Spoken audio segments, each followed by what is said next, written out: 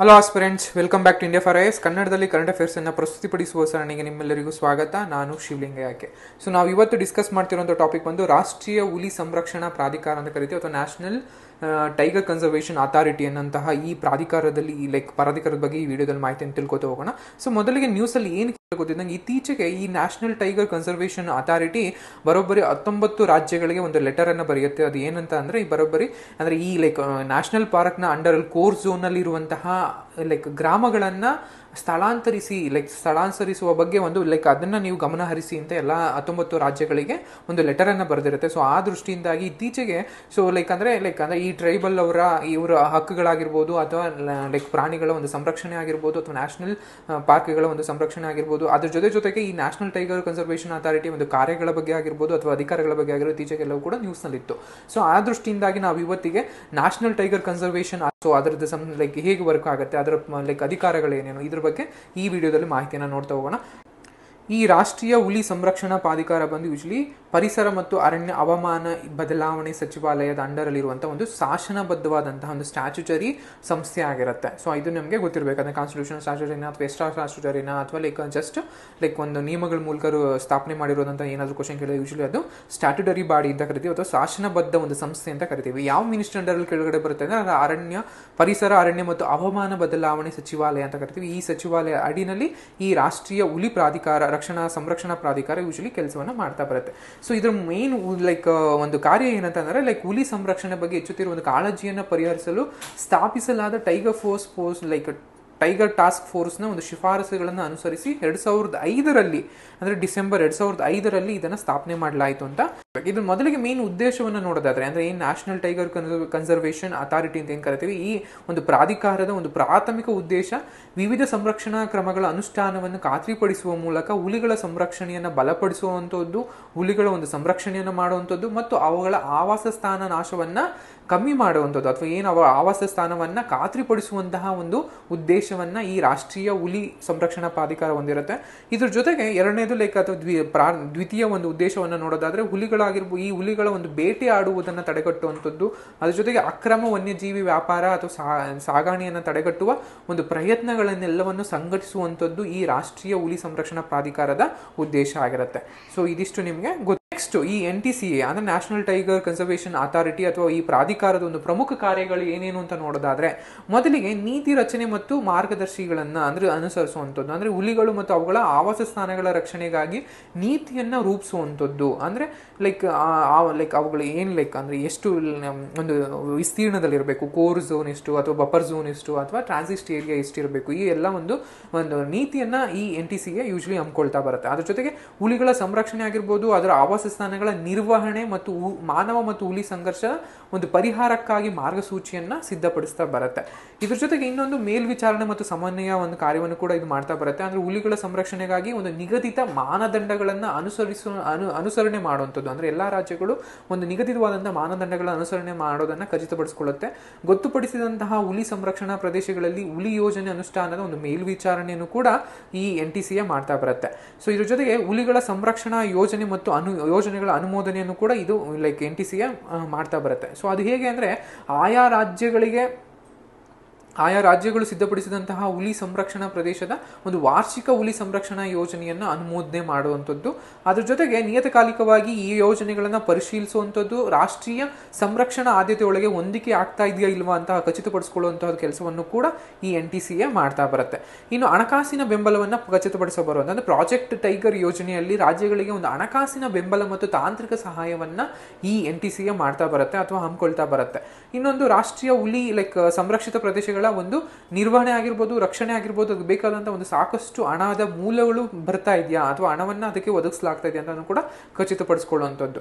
ಇದ್ರ ಜೊತೆಗೆ ರಾಷ್ಟ್ರೀಯ ಹುಲಿಗಳ ಸಂಖ್ಯೆ ಏನಿರುತ್ತೆ ಅಥವಾ ರಾಷ್ಟ್ರೀಯ ಹುಲಿ ಸಂಖ್ಯೆಗಳೇನಿರುತ್ತೆ, ಈ ಹುಲಿ ಸಂಖ್ಯೆ ಒಂದು ಮಾನಿಟರಿಂಗ್ ಅಂತ ಕರಿತೀವಿ. ಅಂದ್ರೆ ಭಾರತದಾದ್ಯಂತ ಹುಲಿ ಸಂಖ್ಯೆಯನ್ನ ನಿರ್ಣಯ ಮಾಡಲು ಪ್ರತಿ 4 ವರ್ಷಗಳಿಗೊಮ್ಮೆ ಒಂದು ಸೆನ್ಸಸ್ ಅನ್ನ ಮಾಡ್ತಾ ಬರ್ತೀವಿ. ಸೊ ನಿಮ್ಗೆ ಅದು ಗೊತ್ತಿರಬೇಕಾಗತ್ತೆ. ಹುಲಿಗಳ ಸೆನ್ಸಸ್ ಅಂದ್ರೆ tiger census usually once in 4 years ಅಂದ್ರೆ 4 ವರ್ಷಗಳಿಗೊಮ್ಮೆ ಯೂಶಲಿ ಈ ಲೈಕ್ ಹುಲಿಗಳ ಸೆನ್ಸಸ್ ಅನ್ನ ಮಾಡ್ಲಾ ಬರ್ತಾ ಇರುತ್ತೆ. ಸೊ ಇದ್ರ ಜೊತೆಗೆ ಮಾನವ ಹುಲಿ ಸಂಘರ್ಷ ಪರಿಹಾರಗಳನ್ನ ಕೈಗೊಳ್ಳುವಂಥದ್ದು, ಲೈಕ್ ಮಾನವ ಮತ್ತು ಹುಲಿಗಳ ಏನು ಸಂಘರ್ಷಗಳು ಇದಾಗುತ್ತೆ ಅದನ್ನು ತಡೆಗಟ್ಟುವಾಗ ಆಗಿರ್ಬೋದು, ತಗ್ಗಿಸುವಿಕೆ ಆಗಿರ್ಬೋದು, ಇದಕ್ಕೆ ಒಂದು ಬೆಂಬಲವನ್ನ ಒದಗಿಸುವಂಥದ್ದು. ಸೊ ಇದ್ರ ಮೂಲಕ ಹುಲಿ ಸಂರಕ್ಷಿತ ಪ್ರದೇಶಗಳಲ್ಲಿ ಅಥವಾ ಸುತ್ತಮುತ್ತಲಿನ ವಾಸಿಸುವ ಒಂದು ಸ್ಥಳೀಯ ಸಮುದಾಯಗಳಲ್ಲಿ ಜಾಗೃತಿ ಕಾರ್ಯಕ್ರಮಗಳನ್ನು ಕೂಡ ಈ NTCA ಉತ್ತೇಜಿಸುತ್ತಾ ಬರ್ತಾ ಇರುತ್ತೆ. ಆದ್ರೆ ಈ NTCA ರಚನೆ ಅಂತ ನೋಡ್ತೀವಿ. ಅಂದ್ರೆ ಯೂಶಲಿ ಈ NTCA ರಚನೆ ಜೊತೆಗೆ ಒಂದು ಲೀಗಲ್ ಫ್ರೇಮ್ ವರ್ಕ್ ಅಥವಾ ಕಾನೂನು ಚೌಕಟ್ಟನ್ನು ನೋಡೋದಾದ್ರೆ 2006ರಲ್ಲಿ ಮಾಡಿದಂತಹ ಒಂದು ತಿದ್ದುಪಡಿಯ ಮೂಲಕ ವನ್ಯಜೀವಿ ಸಂರಕ್ಷಣಾ ಕಾಯ್ದೆ 1970ರ ನಿಬಂಧನೆಗಳ ಅಡಿನಲ್ಲಿ NTCAಯನ್ನ ರಚನೆ ಮಾಡಲಾಗಿರುತ್ತೆ. ಈ ಹುಲಿ ಸಂರಕ್ಷಣೆಗಳ ಖಚಿತಪಡಿಸಿಕೊಳ್ಳುವಂಥದ್ದು, ಅಂದ್ರೆ ಸಂರಕ್ಷಣೆಯನ್ನು ಖಚಿತಪಡಿಸಿಕೊಳ್ಳುವಂಥದ್ದು, ಅದಕ್ಕೆ ಸಂರಕ್ಷಣೆಯನ್ನು ಖಚಿತಪಡಿಸಿಕೊಳ್ಳಲು ಅಗತ್ಯವಾದಂತಹ ಕ್ರಮಗಳನ್ನು ತೆಗೆದುಕೊಳ್ಳಲು ಈ ಕಾಯ್ದೆ ಒಂದು ಕಾನೂನು ಬೆಂಬಲವನ್ನ ನೀಡ್ತಾ ಬರುತ್ತೆ. ಸೊ ಅದು ನಿಮಗೆ ಲೀಗಲ್ ಫ್ರೇಮ್ ವರ್ಕ್ ಅಂತ ನೋಡ್ತಾ ಬರ್ತೀವಿ. ಅದ್ರ ಜೊತೆಗೆ ಈ NTCA ರಚನೆಯನ್ನು ನೋಡಿದ್ರೆ ಅಂದ್ರೆ ನ್ಯಾಷನಲ್ ಟೈಗರ್ ಕನ್ಸರ್ವೇಷನ್ ಅಥಾರಿಟಿನಲ್ಲಿ ಯಾರೆಲ್ಲ ಇರ್ತಾರೆ ಅಂತ ನೋಡಿದ್ರೆ ಮೊದಲಿಗೆ ಅಧ್ಯಕ್ಷರು, ಉಪಾಧ್ಯಕ್ಷರು ಮತ್ತು ಸದಸ್ಯರನ್ನು ಹೊಂದಿರ್ತಾರೆ. ಇದ್ರ ಅಧ್ಯಕ್ಷರು ಬಂದು ಪರಿಸರ ಮತ್ತು ಅರಣ್ಯ ಹವಾಮಾನ ಬದಲಾವಣೆಯ ಏನು ಸಚಿವಾಲಯದ ಸಚಿವರು ಯಾರು ಇರ್ತಾರೆ ಸೊ ಅವರು ಈ NTCA ಅಧ್ಯಕ್ಷರಾಗಿರ್ತಾರೆ. ಇನ್ನು ಉಪಾಧ್ಯಕ್ಷರು ಬಂದ್ರು ಪರಿಸರ ಮತ್ತು ಅರಣ್ಯ ಇದರ ರಾಜ್ಯ ಸಚಿವರು ಅಂದ್ರೆ ಸ್ಟೇಟ್ ಮಿನಿಸ್ಟರ್ಸ್ ಏನಿರ್ತಾರೆ ಯೂಶಲಿ ಅವರು ಅದರ ಉಪಾಧ್ಯಕ್ಷರಾಗಿರ್ತಾರೆ. ಇನ್ನು ಸದಸ್ಯರು ಬಂದು ಈ ಹುಲಿ ಸಂರಕ್ಷಣಾ, ವನ್ಯಜೀವಿ ನಿರ್ವಹಣೆ, ಬುಡಕಟ್ಟು ಕಲ್ಯಾಣ ತಜ್ಞರಾಗಿರ್ಬೋದು ಅಥವಾ ಸರ್ಕಾರೇತರ ವಲಯದ ಒಂದು ಪ್ರತಿನಿಧಿಗಳನ್ನು ಕೂಡ ಇದರಲ್ಲಿ ಸದಸ್ಯರಾಗಿ ಒಳಗೊಂಡಿರ್ತಾರೆ. ಇದಿಷ್ಟು ನಿಮಗೆ ಗೊತ್ತಿರಬೇಕಾಗುತ್ತೆ. ಮೇನ್ ಯೂಶಲಿ ಕೇಳುವಂಥದ್ದು NTCA ಅಧ್ಯಕ್ಷರು ಯಾರು ಅಂತ ಕೇಳಿದಾಗ ಅದು ಪರಿಸರ ಮತ್ತು ಅರಣ್ಯ ಹವಾಮಾನ ಬದಲಾವಣೆಯ ಯಾರು ಸಚಿವಾಲಯದ ಸಚಿವರು ಯೂಶಲಿ NTCA ಅಧ್ಯಕ್ಷರಾಗಿರ್ತಾರೆ. ಇದ್ರ ಜೊತೆಗೆ ಇನ್ನೊಂದು ನಿಮಗೆ ಪ್ರಮುಖವಾದಂಥ ಮಾಹಿತಿ ತಿಳ್ಕೊಬೇಕಾಗಿರೋದು ಒಂದು ಪ್ರಾಜೆಕ್ಟ್ ಟೈಗರ್ ಅನ್ನುವಂಥದ್ದು. ಅಂದ್ರೆ 1973ರಲ್ಲಿ ಲೈಕ್ ಹುಲಿಗಳ ಒಂದು ಸಂರಕ್ಷಣೆಯನ್ನು ಮಾಡೋದಕ್ಕೋಸ್ಕರ ಒಂದು ಈ ಲೈಕ್ ಪ್ರಾಜೆಕ್ಟ್ ಟೈಗರ್ ಅನ್ನ ಹಮ್ಮಿಕೊಳ್ಳಲಾಗಿರುತ್ತೆ. ಸೊ ಹುಲಿಗಳ ಉಳಿವು ಮತ್ತು ರಕ್ಷಣೆಯನ್ನು ಖಚಿತಪಡಿಸಿಕೊಳ್ಳುವಂಥದ್ದು ಪ್ರಾಜೆಕ್ಟ್ ಟೈಗರ್ನ ಒಂದು ಪ್ರಮುಖವಾದಂತಹ ಉದ್ದೇಶವಾಗಿರುತ್ತೆ. ಅಂದ್ರೆ ಹುಲಿಗಳ ಆವಾಸ ಸ್ಥಾನವನ್ನ ಅವನತಿ ಏನಿರುತ್ತೆ ಅದನ್ನು ತಡೆಗಟ್ಟುವಂಥದ್ದು ಅಥವಾ ಈ ಆವಾಸ ಸ್ಥಾನಗಳ ಒಂದು ಅತಿಕ್ರಮಣವನ್ನ ತಡೆಗಟ್ಟಿ ಆ ಮೂಲಕ ಇವುಗಳ ಹುಲಿಗಳನ್ನ ರಕ್ಷಣೆ ಮಾಡುವಂಥದ್ದು ಪ್ರಾಜೆಕ್ಟ್ ಟೈಗರ್ನ ಉದ್ದೇಶ ಆಗಿರುತ್ತೆ. ಅಂದ್ರೆ ಈ ಲೈಕ್ ಅಂದ್ರೆ ಆವಾಸ ಸ್ಥಾನಗಳು ಏನಂತ ಕರಿತೀವಿ ಅಂದ್ರೆ ಅದು ಇರುವಂತಹ ಪ್ರದೇಶಗಳ ಮೇಲೆ ಮಾನವನ ಒಂದು ಲೈಕ್ ಒತ್ತಡವನ್ನ ಕಡಿಮೆ ಮಾಡುವ ಮೂಲಕ ಹುಲಿ ಸಂರಕ್ಷಣಾ ಪ್ರದೇಶಗಳ ಸುತ್ತ ಒಂದು ಸುಸ್ಥಿರ ಅಭಿವೃದ್ಧಿಯನ್ನ ಉತ್ತೇಜಿಸುವುದು ಈ ಪ್ರಾಜೆಕ್ಟ್ ಟೈಗರ್ನ ಉದ್ದೇಶ. ಕರ್ನಾಟಕದಲ್ಲಿ ಬರೋಬ್ಬರಿ 5 ಹುಲಿ ಸಂರಕ್ಷಿತ ಟೈಗರ್ ರಿಸರ್ವ್ ಪ್ಲೇಸಸ್ ಅಂತ ಕರಿತೀವಿ. ಯೂಶಲಿ ಕರ್ನಾಟಕದಲ್ಲಿ 5 ಇದೆ. ಸೊ ದಾಂಡೇಲಿ ಆಗಿರ್ಬೋದು ಅಥವಾ ಲೈಕ್ ನಾಗರಹೊಳೆ ಆಗಿರ್ಬೋದು, ಬಂಡೀಪುರ ಆಗಿರ್ಬೋದು ಅಥವಾ BRT ಆಗಿರ್ಬೋದು, ಬಿಳಿಗಿರಿ ರಂಗನಾಥ ಸ್ವಾಮಿ ಹುಲಿ ಟೈಗರ್ ರಿಸರ್ವ್ ಆಗಿರ್ಬೋದು. ಸೊ NTCA ಎದುರಿಸ್ತಾ ಇರುವಂತಹ ಒಂದು ಲೈಕ್ ಸವಾಲುಗಳು, ಅದ್ರ ಜೊತೆಗೆ ಇದರ ಒಂದು ಪ್ರಮುಖವಾದಂತಹ ಸಾಧನೆಗಳನ್ನು ನೋಡೋದಾದ್ರೆ ಹುಲಿಗಳ ಸಂಖ್ಯೆಯನ್ನ ಹೆಚ್ಚು ಮಾಡಲಾಗಿದೆ. ಅಂದ್ರೆ ಲೈಕ್ ಬರೋಬ್ಬರಿ 2008ರ ಹುಲಿ ಗಣತಿ ಪ್ರಕಾರ 2967 ಹುಲಿಗಳನ್ನ ಹೊಂದಲಾಗಿದೆ. ಸೊ ಅಂತ ಲೈಕ್ ಯೂಶಲಿ ಒಂದು ರಿಪೋರ್ಟ್ ಕೂಡ ಮಾಡಲಾಗಿದೆ. ಸೊ ಅಂದ್ರೆ ಹುಲಿ ಸಂರಕ್ಷಣಾ ಪ್ರದೇಶಗಳ ವಿಸ್ತರಣೆ ಅಂತ ಕೂಡ ನೋಡಬಹುದಾಗಿದೆ. ಅಂದ್ರೆ ಭಾರತದಲ್ಲಿ ಈಗಾಗಲೇ ಒಟ್ಟು ಬರೋಬ್ಬರಿ 53 ಹುಲಿ ಸಂರಕ್ಷಿತ ಪ್ರದೇಶಗಳು, ಕರ್ನಾಟಕದಲ್ಲಿ ಒಟ್ಟು 5 ಇದೆ, ಭಾರತದಲ್ಲಿ ಬರೋಬ್ಬರಿ 53 ಹುಲಿ ಸಂರಕ್ಷಿತ ಪ್ರದೇಶಗಳನ್ನ ನೋಡ್ತಾ ಬರ್ಬೋದು. ಅದ್ರ ಜೊತೆಗೆ ಜಾಗತಿಕ ನಾಯಕತ್ವ ಅಂತ ಕರಿತೀವಿ. ಅಂದ್ರೆ ಯೂಶಲಿ ಭಾರತವು ತನ್ನ ಹುಲಿ ಸಂರಕ್ಷಣಾ ಪ್ರಯತ್ನಗಳಿಗಾಗಿ ಜಾಗತಿಕವಾಗಿ ನಾಯಕನಾಗಿ ಗುರುತಿಸಲ್ಪಟ್ಟಿದೆ. ಸೊ ಇದಿಷ್ಟು ನಮಗೆ ಪ್ರಾಜೆಕ್ಟ್ ಟೈಗರ್ನ ಒಂದು ಪ್ರಮುಖ ಸಾಧನೆಗಳು.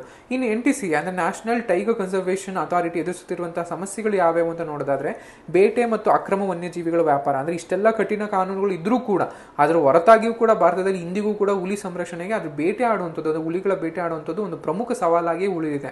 ಅದ್ರ ಜೊತೆಗೆ ಮಾನವ ವನ್ಯಜೀವಿ ಸಂಘರ್ಷ ಅಂತ ಯೂಶಲಿ ನಿಮಗೆಲ್ಲ ಗೊತ್ತಿದ್ದಂಗೆ ಯೂಶಲಿ ಲೈಕ್ ಮಾನವರ ವಾಸಸ್ಥಾನಗಳಿಗೆ ಹುಲಿಗಳಾಗಿರ್ಬೋದು, ಚಿರತೆಗಳಾಗಿರ್ಬೋದು, ಆನೆಗಳಾಗಿರ್ಬೋದು ಇವೆಲ್ಲೂ ಕೂಡ ಒಂದು ಬಂದು ಆಹಾರದ ಅಥವಾ ನಾನಾ ಕಾರಣಗಳಿಗೋಸ್ಕರ ಸಂಘರ್ಷವನ್ನ ಏರ್ಪಡ್ತಾ ಇರುತ್ತೆ. ಸೊ ಅದ್ರಲ್ಲಿ ಈ ಹುಲಿ ಮತ್ತು ಮಾನವರ ಒಂದು ವನ್ಯಜೀವಿ ಸಂಘರ್ಷ ಕೂಡ ತುಂಬಾನೇ ಲೈಕ್ ಇತ್ತೀಚೆಗೆ ಕಂಡು ಬರ್ತಿರುವಂತಹ ಒಂದು ಸಮಸ್ಯೆಯಾಗಿ ಕಂಡು ಬಂದಿದೆ.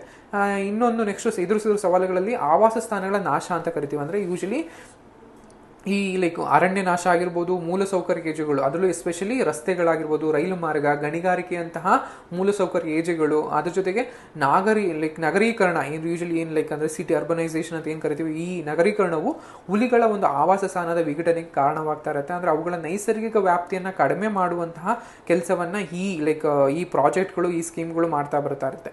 ಇನ್ನೊಂದು ಇದ್ರ ಜೊತೆಗೆ ಹವಾಮಾನ ಬದಲಾವಣೆ ಅಂತ ಕರಿತೀವಿ. ಅಂದ್ರೆ ಏರುತ್ತಿರುವ ತಾಪಮಾನ ಆಗಿರ್ಬೋದು, ಬದಲಾಗುತ್ತಿರುವ ಮಳೆ ನಮೂನೆಗಳಾಗಿರ್ಬೋದು ಅಥವಾ ಇತರ ಹವಾಮಾನ ಸಂಬಂಧಿತ ಸಮಸ್ಯೆಗಳು ಒಂದು ಹುಲಿ ಅಭಿವೃದ್ಧಿ ಹೊಂದುವಂತಹ ಪರಿಸರ ವ್ಯವಸ್ಥೆಯ ಮೇಲೆ ಪರಿಣಾಮವನ್ನು ಬೀರ್ತಾ ಬರುತ್ತೆ. ಇವು ಇಷ್ಟು NTCA ಎದುರಿಸುತ್ತಿರುವಂತಹ ಸೊ ಅದ್ರ ಜೊತೆಗೆ ಇತ್ತೀಚಿನ ಬೆಳೆಗಳು ಯಾವ್ಯಾವನ್ನು ನೋಡ್ತಾ ಇದ್ರೆ ಹುಲಿಗಳನ್ನು ಸ್ಥಳಾಂತರ ಮಾಡುವಂಥದ್ದು. ಅಂದರೆ ಯೂಶಲಿ NTCA ಹೆಚ್ಚಿನ ಒಂದು ಸಾಂದ್ರತೆ ಅಂದರೆ ಹೈ ಡೆನ್ಸಿಟಿ ಇರುವಂತಹ ಹುಲಿ ಅಭಯಾರಣ್ಯಗಳಿಂದ, ಅದು ಹುಲಿ ಸಂರಕ್ಷಿತ ಪ್ರದೇಶಗಳಿಂದ ಲೋ ಡೆನ್ಸಿಟಿ ಇರುವಂತಹ ಪ್ರದೇಶಗಳಿಗೆ ಹುಲಿಗಳನ್ನು ಟ್ರಾನ್ಸ್ಲೊಕೇಟ್ ಮಾಡುವಂಥದ್ದು ಅಥವಾ ಅದನ್ನು ಸ್ಥಳಾಂತರ ಮಾಡುವಂತಹ ಒಂದು ಅಭಿವೃದ್ಧಿ ಕೆಲಸವನ್ನು, ಅದ್ರ ಮೂಲಕ ಸಂತಾನೋತ್ಪತ್ತಿಯನ್ನು ಯೂಶಲಿ ಹೆಚ್ಚು ಮಾಡುವಂತಹ ಒಂದು ಕೆಲಸವನ್ನು NTCA ಇತ್ತೀಚೆಗೆ ಮಾಡ್ತಾ ಇದೆ.